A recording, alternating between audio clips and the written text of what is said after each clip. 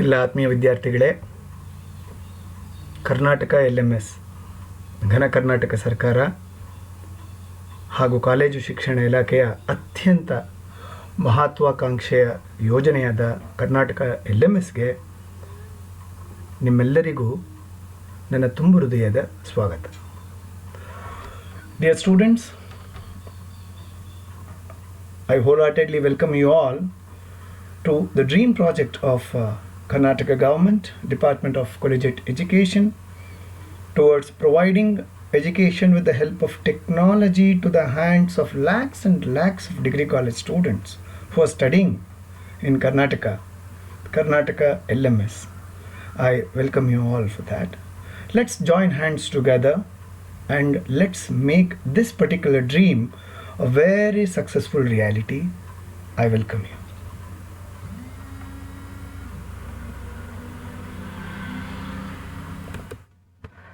Let us begin our session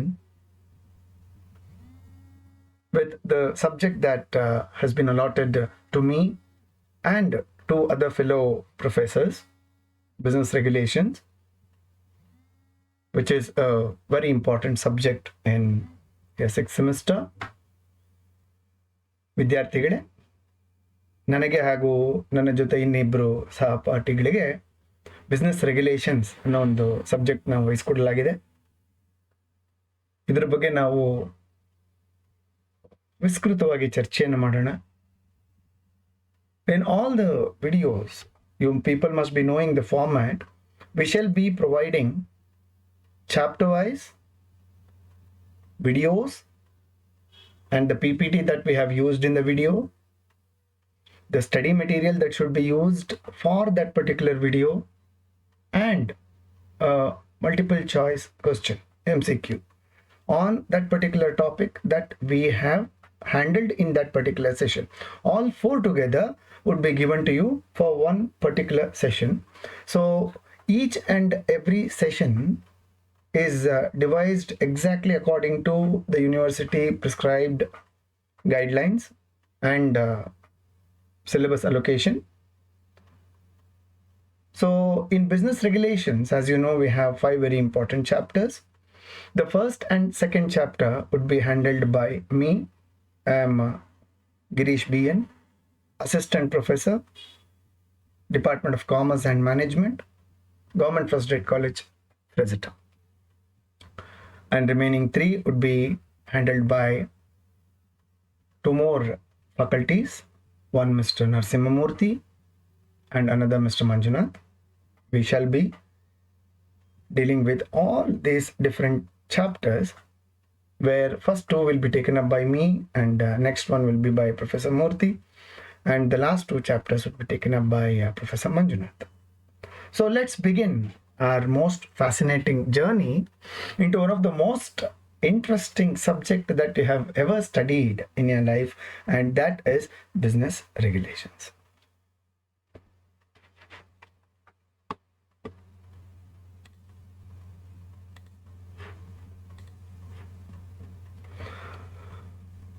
ಈಗ ಎಲ್ಲದಕ್ಕಿಂತ ಮುಖ್ಯವಾಗಿ ನಮ್ಮ ಮನಸ್ಸಲ್ಲಿ ಒಂದು ಪ್ರಶ್ನೆ ಉದ್ಭವ ಆಗುತ್ತೆ. ಬಿಸ್ನೆಸ್ ರೆಗ್ಯುಲೇಷನ್ಸ್ ಅಂದರೆ ಕಾನೂನಿಗೆ ಸಂಬಂಧಪಟ್ಟಿರೋಂಗೆ ನಾವು ಯಾಕೆ ಓದಬೇಕು? Why should we have to ever study about law? ದಯವಿಟ್ಟು ಗಮನ ಕೊಟ್ಟು ಕೇಳಿ. ಲಾ ನಿಮಗೆ ಹೆಲ್ಪ್ ಮಾಡೋಕ್ಕೆ ಲಾಯರ್ಸ್ ಇದ್ದಾರೆ, ಸರಿ. ಆದರೆ ಕೆಲವೊಂದು ನಿರ್ಧಾರಗಳನ್ನ ನೀವು ಲಾಯರ್ ಹತ್ರ ಕನ್ಸಲ್ಟ್ ಮಾಡೋಕ್ಕಿಂತ ಮುಂಚೆ ನಿಮಗೆ ತಿಳುವಳಿಕೆ ಇರಬೇಕಾಗ್ತದೆ. ಈ ಒಂದು ನಿಟ್ಟಿನಲ್ಲಿ business regulations is an attempt to make you people aware about the various aspects of those laws that are generally used in business. Sari, idರಲ್ಲಿ ಏನು ಓದ್ತೀರಾ? What will you be studying in this? You will be studying the most basic aspects of law. ಲಾ ಅಂದ ತಕ್ಷಣ ನಿಮಗೆ ಬೇರ್ act ಅಂತ ಹೇಳ್ತೀವಿ. ಆ ಬೇರ್ ಆ್ಯಕ್ಟ್ ಹೇಳ್ಕೊಡೋದಿಲ್ಲ. ನಿಮ್ಗೆ ಯಾವುದೇ ರೀತಿ ಸೆಕ್ಷನ್ಸನ್ನು ನಾವು ಹೇಳ್ಕೊಡೋದಿಲ್ಲ. ಸೆಕ್ಷನ್ಸ್ ನಿಮಗೆ ಜ್ಞಾಪಕ ಇದ್ದರೆ ನಿಮಗೆ ಭಾಳ ಒಳ್ಳೆಯದು. ನಾವಿಲ್ಲಿ ನೋಡೋದೇನೆಂದರೆ ಕಂಟೆಂಟ್. ಒಂದು ಕಾನೂನು ಅಂತ ತಗೊಂಡಾಗ ಆ ಕಾನೂನು ಮೀನಿಂಗ್ ಏನು, ಆ ಕಾನೂನಿನ ವ್ಯಾಪ್ತಿ ಯಾವುದು, ಈ ಕಾನೂನನ್ನು ನಾವು ಯಾವ್ದ್ಯಾವ್ದಕ್ಕೆ ಉಪಯೋಗಿಸ್ತೀವಿ, ಈ ಕಾನೂನಿಂದ ನಮಗೆ ಯಾವ ರೀತಿ ಉಪಯೋಗ ಆಗ್ತದೆ. So what is the scope of a particular law that we study in this particular syllabus? What is the take for us? How will we be benefited by that? What is the application of that particular law in all our day-to-day activities or business activities? And how to take the help of law when you have a problem. So these are the aspects that generally are covered in this subject called as business regulations. So let's move on with that. So I welcome you all once again. Every PPT will be given with a tagline. Look at this. This is session number 1. Like this, it will be arranged in the chronological order as per the chapters that we will be handling. So this is session number 1 and the topic is Introduction to Law. Now let's begin this wonderful understanding of the term law. ಆದರೆ ಅದಕ್ಕೂ ಮುಖ್ಯವಾಗಿ what do you mean by the term law? ಕಾನೂನು ಅಂದ್ರೆ ಏನು ನೋಡಿ. there is a fundamental difference between rule, principle and law. ಕಾಲೇಜ್ನಲ್ಲಿ ನೂರಾರು ರೂಲ್ಸ್ಗಳನ್ನ ತಂದಿರ್ತಾರೆ. ಆ ಕಾಲೇಜಿನ ಆಡಳಿತ ಮಂಡಳಿನೇ ಇರ್ಬೋದು, ಆ ಕಾಲೇಜಿನ ಪ್ರಾಂಶುಪಾಲರು ಇರ್ಬೋದು, ಅಥವಾ ಹೆಡ್ ಆಫ್ ದ ಡಿಪಾರ್ಟ್ಮೆಂಟ್ ಆಗಿರ್ಬೋದು, ಅಥವಾ ಡಿಸಿಪ್ಲಿನರಿ ಕಮಿಟಿ ಅವ್ರು ಇರ್ಬೋದು, ಸಾಕಷ್ಟು ರೂಲ್ಸ್ ಅಂತ ತಂದಿರ್ತಾರೆ, ನಿಯಮಗಳು ಅಂತ ಇರ್ತವೆ. ಈ ಎಲ್ಲ ನಿಯಮಗಳು ರೂಲ್ಸು ಕಾನೂನಾ ಅಂತ ಒಂದು ಪ್ರಶ್ನೆ. ಹೌದಾ? ಇಲ್ಲ. ಇದು ರೂಲ್ಸು ಅಂದರೆ ನಿಯಮಗಳು. ಆ ಕಾಲೇಜ್ನಲ್ಲಿ ಆ ಕಾಲೇಜಿನ ಟೈಮಲ್ಲಿ ನೀವಿರಬೇಕಾದ್ರೆ ನೀವು ಯಾವ ರೀತಿ ನಡ್ಕೊಳ್ಬೇಕಾಗ್ತದೆ ಅನ್ನೋದಕ್ಕೆ ಮಾಡಿರ್ತಕ್ಕಂಥ ನಿಯಮಗಳು. How you have to behave in that particular college environment during that particular college hours is what will be covered in that set of rules, which are your college rules. Can you call it as law? And the answer is no. If you have to call a rule, a principle as law, then the meaning of it should be totally different. ಹಾಗಾದ್ರೆ ಕಾನೂನು ಅಂದ್ರೆ ಏನು ನೋಡಿ, ಇಲ್ಲಿ observe ಮಾಡಿ. Law refers to the principles and regulations established by a government applicable to people and enforced by judicial decision. ನೋಡಿ, ಇಲ್ಲಿ ಕೆಲವೊಂದು ಅಂಶಗಳನ್ನ ನೀವು ನೆನಪಿಟ್ಕೊಳ್ಬೇಕಾಗ್ತದೆ. ಕಾನೂನು ಅಂದ್ರೆ ಸಮಾಜದ ತತ್ವಗಳನ್ನ ಮತ್ತು ಸಾಮಾಜಿಕ ನಿಯಂತ್ರಣದ ಬಗ್ಗೆ ಸರ್ಕಾರದಿಂದ ಜಾರಿಪಡಿಸಲಾಗಿರ್ತಕ್ಕಂಥ ನಿಯಮಗಳು. So that means these are the principles. What do you mean by the term principles? Principles refer to a standard set of practices expected by you people. ತತ್ವಗಳು ಅಂದ್ರೆ ನೀವು ಯಾವ ರೀತಿ ನಡ್ಕೊಳ್ಬೇಕಾಗ್ತದೆ ಅಂತ ಹೇಳ್ತಕ್ಕಂಥ ಕೆಲವು ಮಾರ್ಗಸೂಚಿಗಳು. So law refers to the principles. Law also refers to ಕಟ್ಟುಪಾಡುಗಳು, regulations. ಸರಿ, ಇದನ್ನು ಮಾಡೋರು ಯಾರು? Established by a government. A government ಅಂತ ಯಾಕೆ ಹಾಕಿದ್ದೀರಿ? ಅ ಗವರ್ಮೆಂಟ್ ಅಂದ್ರೆ ಅದು ನಿಮ್ಮ ರಾಜ್ಯ ಸರ್ಕಾರನೇ ಆಗಿರ್ಬೋದು ಅಥವಾ ಕೇಂದ್ರ ಸರ್ಕಾರನೇ ಆಗಿರ್ಬೋದು, ಒಟ್ಟಿನಲ್ಲಿ ಸರ್ಕಾರ ಇರಬೇಕಲ್ಲಿ. There must be a chosen administrative machinery called as a government. It could either be a state government or a central government. ಸರಿ, ಇದು ಯಾರಿಗೋಸ್ಕರ? Obviously to the people. ಸರಿ, ಇದನ್ನು ಜಾರಿಗೊಳಿಸೋರು ಯಾರು? ಸರ್ಕಾರ ಜಾರಿಗೊಳಿಸ್ಬೇಕಾಗ್ತದೆ. ಆದರೆ ಸರ್ಕಾರ ಜಾರಿಗೊಳಿಸ್ಬೇಕಾದ್ರೆ ಜುಡಿಷಿಯರಿನ ಮನಸ್ಸಿನಲ್ಲಿ ಇಟ್ಕೊಂಡು ಜಾರಿಗೊಳಿಸ್ಬೇಕಾಗ್ತದೆ. So it should be enforced through a judicial decision. So ಕಾನೂನು ಅಂದ್ರೆ ಅರ್ಥ ಮಾಡ್ಕೊಳ್ಳಿ ದಯವಿಟ್ಟು. ಕಣ್ಣು ಮುಚ್ಕೊಂಡು ಹೇಳ್ಬೇಡಿ ನಿಯಮಗಳು ಅಂತ. ಖಂಡಿತ ಅಲ್ಲ. ಕಾನೂನು ಅಂದಾಕ್ಷಣ ನಿಮ್ಮ ಮನಸ್ಸಿಗೆ ಬರ್ಬೇಕಾಗಿರ್ತಕ್ಕಂಥದ್ದು ಏನಂದ್ರೆ ಸಮಾಜದ ತತ್ವಗಳನ್ನ ಮತ್ತು ಸಾಮಾಜಿಕ ನಿಯಂತ್ರಣ. ಸಮಾಜದ ತತ್ವಗಳು ಅಂದ್ರೆ ಏನು? ನಾವು ಒಂದು ಸಮಾಜದಲ್ಲಿ ಬದುಕಿರ್ತೀವಿ. ಆ ಸಮಾಜಕ್ಕೆ ತನ್ನದೇ ಆದಂಥ ಕಟ್ಟಳೆಗಳಿರ್ತವೆ, ತತ್ವಗಳಿರ್ತವೆ, ಆದರ್ಶಗಳಿರ್ತವೆ. ಆ ಎಲ್ಲ ಆದರ್ಶನ ನಾಗರಿಕನಾಗಿ ಆ ಸಮಾಜದ ಒಬ್ಬ ಜವಾಬ್ದಾರಿಯುತ ಸದಸ್ಯನಾಗಿ ನೀವು ಪಾಲಿಸ್ಬೇಕಾಗ್ತದೆ. ಇಲ್ಲ ನಾನು ಪಾಲಿಸಲ್ಲ ಅಂದಾಗ ನಿಮ್ಮನ್ನ ಆ ಸಮಾಜದಿಂದ ಬಹಿಷ್ಕಾರ ಮಾಡಲಾಗುತ್ತೆ. ದಯವಿಟ್ಟು ಅರ್ಥ ಮಾಡ್ಕೊಳ್ಳಿ. ಕಾನೂನು ಅಂದ್ರೂ ಅದೇನೆ. ನೀವೊಂದು ಸಮಾಜದಲ್ಲಿದ್ದೀರಾ, ಆ ಸಮಾಜದ ಒಬ್ಬ ಸದಸ್ಯ ಅಥವಾ ಜವಾಬ್ದಾರಿಯುತವಾದಂಥ ಸದಸ್ಯ, ನೀವು ಆ ಸಮಾಜಕ್ಕೆ ಯಾವ ಕಟ್ಟುಪಾಡುಗಳು ಕಟ್ಟಳೆಗಳನ್ನ ಸರ್ಕಾರ ಮಾಡಿರುತ್ತೋ ಅದನ್ನು ನೀವು ಪಾಲಿಸಬೇಕಾಗ್ತದೆ. So law here refers to those principles and regulations established by a government, applicable to people and enforced by judicial decisions. ಸರಿ, ಇದೆಲ್ಲ ನಮ್ಗೆ ಏನಕ್ಕೆ ಬೇಕು ಸ್ವಾಮಿ ಅಂತ ನೀವು ಕೇಳಿದ್ರೆ, ಉತ್ತಮ ಸಾಮಾಜಿಕ ಜೀವನಕ್ಕೆ ರೂಪಿಸಿಕೊಂಡಿರ್ತಕ್ಕಂಥ ನಿಯಮಗಳು. ನೀನ್ ಬದುಕಪ್ಪ, ಅದೇ ರೀತಿ ನಮಗೂ ಬದುಕಕ್ ಬಿಡು. ನೀನ್ ಚೆನ್ನಾಗಿ ಬದುಕೋ, ಅದೇ ರೀತಿ ನಾನು ಚೆನ್ನಾಗಿ ಬದುಕ್ತೀನಿ. ನಾವೆಲ್ಲ ಸೇರ್ಕೊಂಡು ಸಾಮರಸ್ಯದಿಂದ ಒಂದು ಸಮಾಜದಲ್ಲಿ ಬಾಳ್ಬೇಕು. ಆದ್ರೆ ನಮಗೆ ಕೆಲವೊಂದು ತತ್ವಗಳು, ಆದರ್ಶಗಳು, ಕೆಲವು ನಿಯಮಗಳು, ಕಟ್ಟಳೆಗಳು ಬೇಕಾಗ್ತದೆ. ಈ ನಿಯಮಗಳ ಕಟ್ಟಳೆನ, the framework of those rules and regulations of the society is what is called as law. And the fundamental requirement of law is always the well-being of the society. So, ಇನ್ನು ಮುಂದೆ ಹೋಗೋಣ. ಹಾಗಾದ್ರೆ ಕಾನೂನನ್ನು ನೀವು ಯಾವ ರೀತಿ ಹೇಳ್ತೀರಾ? ಹೌ ಡು ಯು ಡಿಫೈನ್ ಲಾ ಅಂದಾಗ, ವುಡ್ರೋ ವಿಲ್ಸನ್ ಅನ್ನೋರು ಅತ್ಯಂತ ಪ್ರಭಾವಶಾಲಿ, ಅತ್ಯಂತ ಜನಪ್ರಿಯ ಲಾ ಮೇಕರ್ ಅಂತ ಹೇಳಿ ಕರಿತೀವಿ. ಆ ವುಡ್ರೋ ವಿಲ್ಸನ್ ಅವರು ಒಂದು ಕಡೆ ಹೇಳಿದ್ದಾರೆ, ಲಾ ಇಸ್, ನೋಡಿ ಕಾನೂನು ಅಂದ್ರೆ ಏನು, is that portion of the established habit and thought of mankind that has gained a distinct and formal recognition in the shape of uniform rules backed by the authority and power of the government ಅಂತ ಹೇಳಿ ಕರಿತೀವಿ. ಅತ್ಯಂತ ನಾನು ನನ್ನ ಜೀವನದಲ್ಲಿ ಕಂಡಂತ ಕೆಲವು ಅತಿ ಅದ್ಭುತವಾಗಿರ್ತಕ್ಕಂಥ ಡೆಫಿನೇಷನ್ಗಳಲ್ಲಿ ಇದು ಒಂದು. ಯಾಕಂದ್ರೆ ಅಷ್ಟು ಚೆನ್ನಾಗಿದೆ. ಅವನು ಹೇಳ್ತಾನೆ, law is that portion, the law is that portion of established habit. ಏನು ಎಸ್ಟಾಬ್ಲಿಷ್ಡ್ ಹ್ಯಾಬಿಟ್ ಅಂದ್ರೆ ಪದ್ಧತಿಗಳು ಮತ್ತು ಸಂಪ್ರದಾಯ. ಎಸ್ಟಾಬ್ಲಿಷ್ಡ್ ಹ್ಯಾಬಿಟ್, ಹ್ಯಾಬಿಟ್ ಅಂದ್ರೆ ಏನು? ಪದೇ ಪದೇ ನೀವೇನಾದ್ರೂ ಒಂದು ಕೆಲಸ ಮಾಡಿದ್ರೆ ಅದು ನಿಮ್ಮಲ್ಲಿ ಸಂಪ್ರದಾಯ ಆಗ್ತದೆ. It becomes custom. If at all if a habit is followed by you, it will not be a custom, it will only be a practice. But if the same thing is followed by the whole family, followed by a whole set of families, followed by a particular society, then these established habits become customs. ದೀಪಾವಳಿಲೇ ಪಟಾಕಿ ಹಾಕಿ ಹೊಡಿತೀರಾ, ಬೇರೆ ಟೈಮಲ್ಲಿ ಹೊಡೆದ್ರೆ police ಬಂದು ನಿಮ್ಮನ್ನು ಕರ್ಕೊಂಡು ಹೋಗ್ತಾರೆ. ಸಂಕ್ರಾಂತಿಲೇ ನೀವು ಎಳ್ಳು ಬೆಲ್ಲು ಯಾಕೆ ತಿಂತೀರಾ? ಸಂಪ್ರದಾಯ. ರಂಜಾನ್ ಪೀರಿಯಡ್ ಅಲ್ಲೇನೆ ಆ 30 ದಿನಗಳು ಉಪವಾಸ ಯಾಕೆ ಮಾಡ್ತಾರೆ? ಸಂಪ್ರದಾಯ. ಈ ಸಂಪ್ರದಾಯ ಮಾಡಿರೋದು ಯಾರು? ಆ ಸಮಾಜದ ಜನ ನಿರಂತರವಾಗಿ ಬೆಳೆಸ್ಕೊಂಡು ಬಂದಿರತಕ್ಕಂಥ ರೀತಿ ರಿವಾಜುಗಳು. ಈ ರೀತಿ ರಿವಾಜುಗಳನ್ನ ನಾವು ಎಸ್ಟಾಬ್ಲಿಷ್ಡ್ ಹ್ಯಾಬಿಟ್ ಅಂತ ಹೇಳಿ ಕರಿತೀವಿ. ಸರ್, ಕಾನೂನಿಗೂ ಕಸ್ಟಮ್ಗೂ ಏನು ಸರ್ ಸಂಬಂಧ ಅಂತ ನೀವು ಕೇಳಿದ್ರೆ, ಯಾವುದೇ ಒಂದು ಕಾನೂನಿನ ತಳಪಾಯ ಆ ಸಮಾಜದ ಕಟ್ಟುಪಾಡುಗಳು.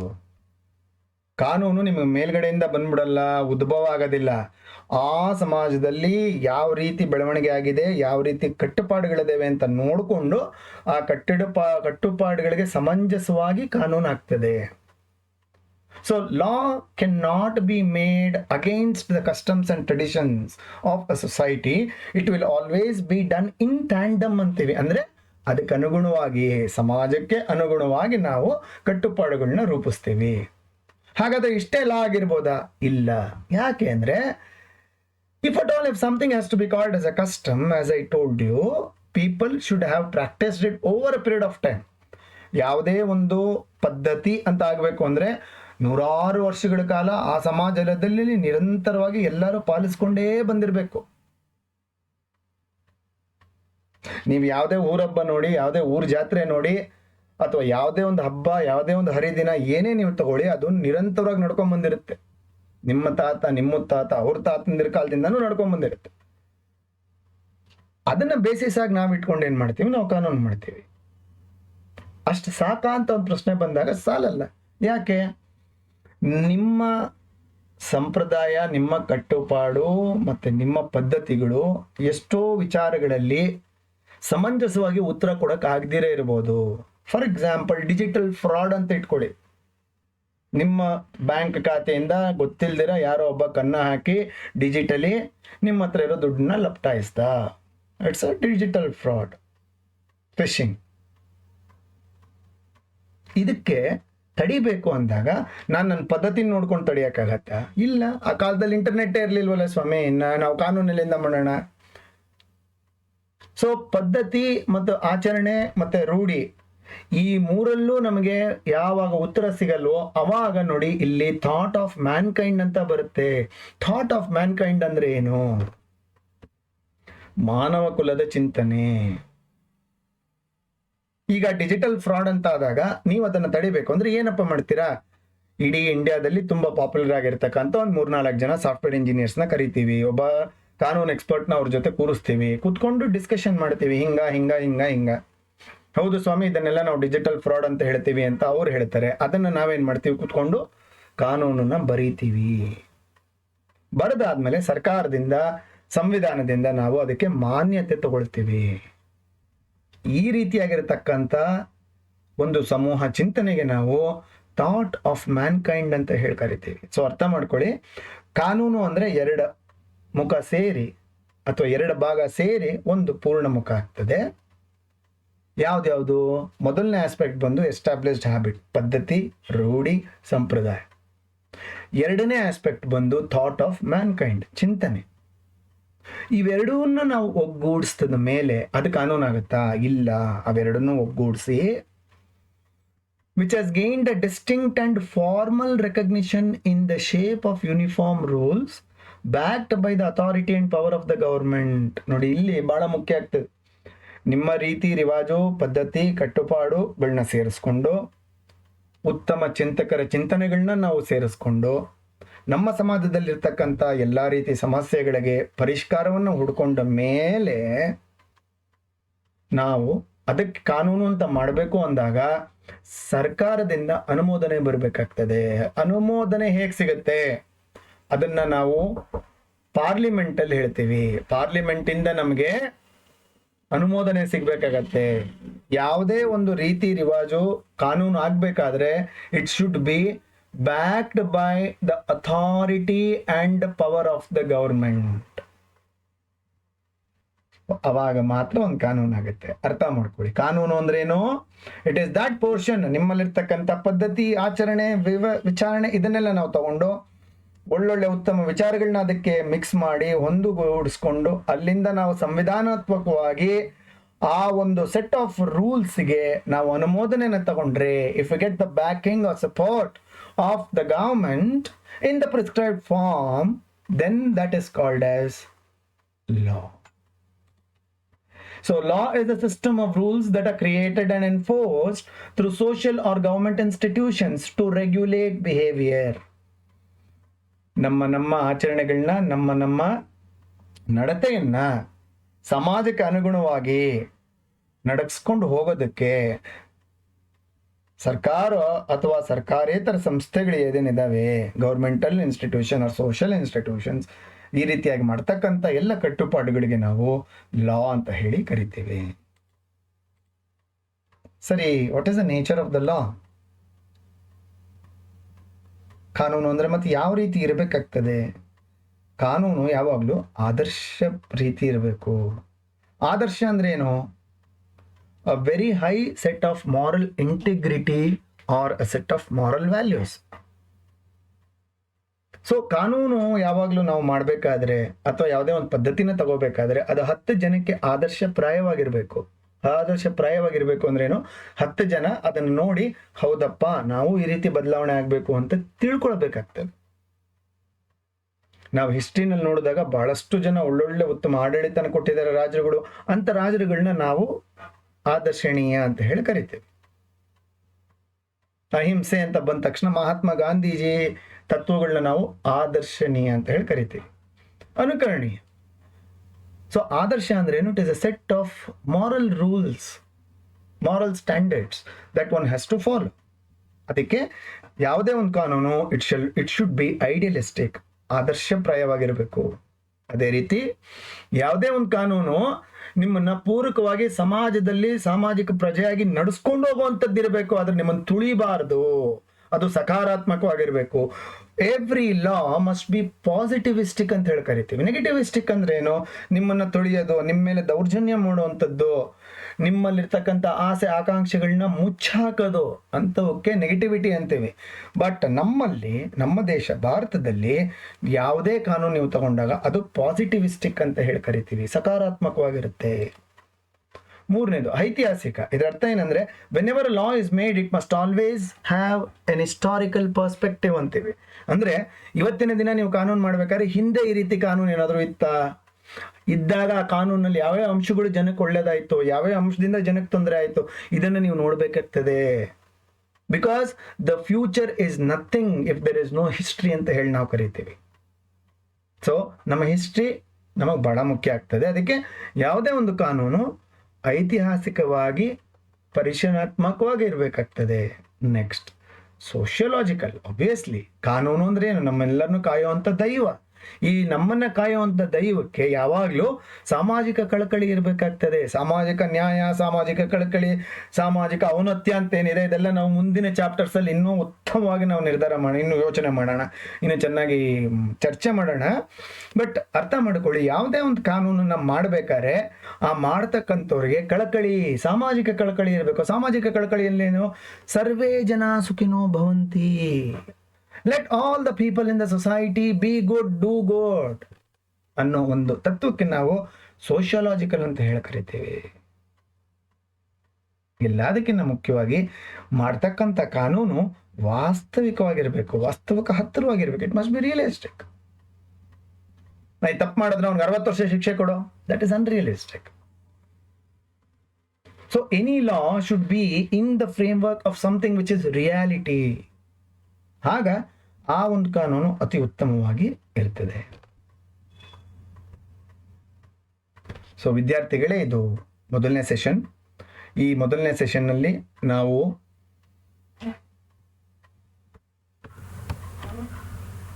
ಕಾನೂನು ಅಂದ್ರೆ ಏನು ಅಂತ ತಿಳ್ಕೊಂಡಿದ್ದೀವಿ, ನೇಚರ್ ಆಫ್ ದ ಲಾ ತಿಳ್ಕೊಂಡಿದ್ದೀವಿ, ಕಾನೂನಿನ ಉಗಮ ಸ್ಥಾನ ಏನು ಅಂತ ತಿಳ್ಕೊಂಡಿದ್ದೀವಿ, ಕಾನೂನಿನ ನುಡಿಗಟ್ಟುಗಳೇನು ಅಂತ ತಿಳ್ಕೊಂಡಿದ್ದೀವಿ, ಅದರ ಅಪ್ಲಿಕೇಶನ್ ತಿಳ್ಕೊಂಡಿದ್ದೀವಿ. Let us once again meet in session